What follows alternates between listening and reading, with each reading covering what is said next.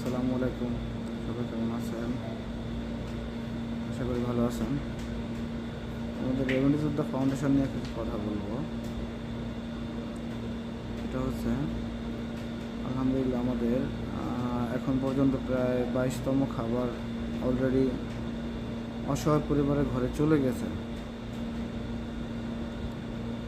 এটা আমাদের পরিচালক প্যানেল, সদস্য প্যানেল, উপদেষ্টা প্যানেল এবং সাথে আরও ভাই ব্রাদার অনেকে যারা নাম না বলতে ইচ্ছুক এরকম অনেকেই সাহায্য সহযোগিতা করেছেন।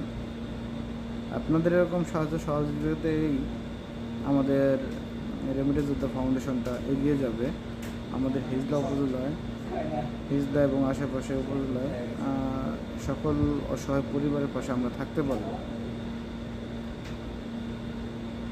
আমাদের কার্যক্রমগুলো যদি আপনাদের কোনো বিষয় কোনো অভিযোগ থাকে বা কোনো পরামর্শ থাকে, আমরা অবশ্যই আপনাদের অভিযোগ এবং পরামর্শগুলো শুনব। আপনারা আমাদের পাশে থাকবেন, আমাদের সাথে থাকবেন, আমাদের সহযোগিতা করবেন।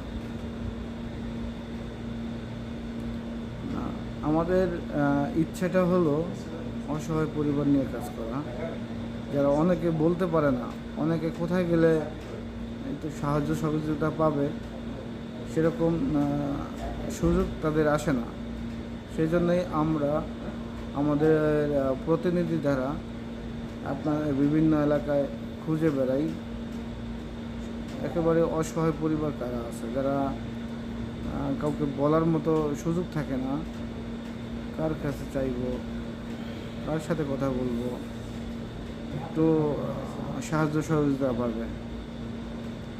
আমাদের পরবর্তী প্রোগ্রামগুলো হলো স্থায়ী স্বাবলম্বীকরণ। স্থায়ী স্বাবলম্বীকরণ হলো যাকে যেভাবে আমরা স্বাবলম্বী করতে পারি, যেন আর অন্যের দিকে তাকাতে না হয়, তার খাদ্য সংগ্রহের জন্য বা তার জীবন ধারণের জন্য নিজেই যেন কিছু করতে পারে। এরকম আপনাদের সাহায্য